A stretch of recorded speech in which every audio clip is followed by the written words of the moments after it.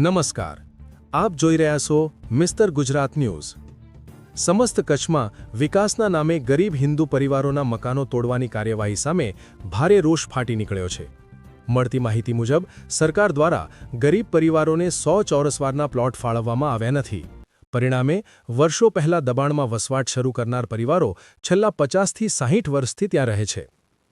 હાલમાં ભુજ અને આદિપુર વિસ્તારમાં રહેવાસીઓને માત્ર 5 થી 7 દિવસની ટૂંકી નોટિસ આપીને મકાનો ખાલી કરવા જણાવાયું છે। આ અચાનક કાર્યવાહીથી ગરીબ પરિવારોમાં ચિંતા અને ભયનો માહોલ સર્જાયો છે। આ મુદ્દે બહુજન આર્મીના સંસ્થાપક લખન ધુઆએ જણાવ્યું છે કે જો ગરીબોના મકાનો તોડવામાં આવશે તો પરિવારજનો ઘર વખરી સાથે કલેક્ટર કચેરી તેમજ ગાંધીધામ મહાનગરપાલિકા ખાતે આશરો લેશે અને પોતાના હક માટે લડત આપશે। ગરીબોને વૈકલ્પિક વસવાટ આપ્યા વગર મકાન તોડવાની કાર્યવાહી સામે સ્થાનિકોમાં અસંતોષ વ્યાપ્યો છે। આ સમગ્ર મામલે તંત્ર શું નિર્ણય લે છે અને ગરીબોને શું રાહત મળે છે તે જોવું રહ્યું। અહેવાલ દિવ્યરાજસિંહ જાડેજા, મિસ્ટર ગુજરાત ન્યૂઝ। કચ્છમાં ગરીબ હિન્દુઓના ઘર તોડવામાં આવી રહ્યા છે। કોઈ અસામાજિક તત્વ નથી, કોઈ લુખાઓ નથી।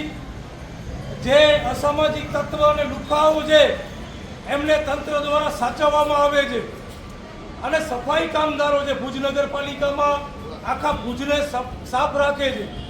એવા લોકોના રોડ પહોળા કરવાના નામ ઉપર એમના ઘર તોડવામાં આવી રહ્યા છે। એ સંદર્ભે આજે કલેક્ટર સાહેબને લેખિત રજૂઆત કરવામાં આવી છે। તમે વિકાસ કરો, આપણા ભારત દેશનું નામ અમેરિકા અને ચાઇનાથી પણ આગળ નીકળે એમાં અમે બધા સહેમત છીએ। અમે પૂરેપૂરા પ્રયત્ન કરશું। અમારા મકાન નહીં, અમે અમારું લોહી પણ આપી દેશું આ દેશ માટે। અને અમારો તો ઇતિહાસ રહ્યો છે કે અમારા પુરખાઓએ આ દેશ માટે માથા કપાયા છે।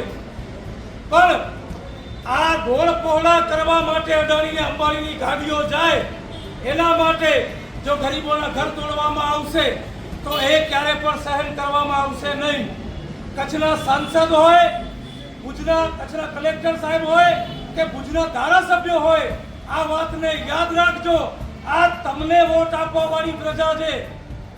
આમણે કોઈએ કોંગ્રેસ કે ફલાણી કે ઢીકરી પાર્ટીને નથી આપ્યા। આ ભાજપના વોટરો છે।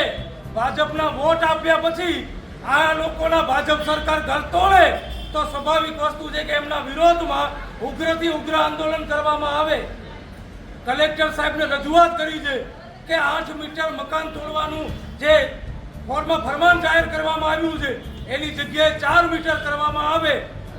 એમ નથી કહેતા કે મકાન ન તોડો, વિકાસના નામ ઉપર જે કરવું હોય કરો, પણ છત ન જવી જોઈએ, મકાન ખાલી ન થવા જોઈએ। આગળના ભાગનું લઈ લો, પાછળ રહેવા માટે મૂકી દો, અથવા હજી 6 મહિનાનો સમય કલેક્ટર સાહેબ, સાંસદ સાહેબ અને ધારાસભ્ય શ્રી લે અને 6 મહિનામાં અલગ ભુજમાં એક વ્યવસ્થા કરી આપે આખા ફળિયા માટે। સરકારી 100 ચોરસવારના પ્લોટ આપો। જો એ ન થાય તો મકાન કોઈને તોડતા નહીં। જો મકાન તૂટશે તો જેટલા લોકોના મકાન તૂટ્યા છે બધાને જે પણ ઘરની સામગ્રી છે બધી કલેક્ટર ઓફિસમાં આવશું।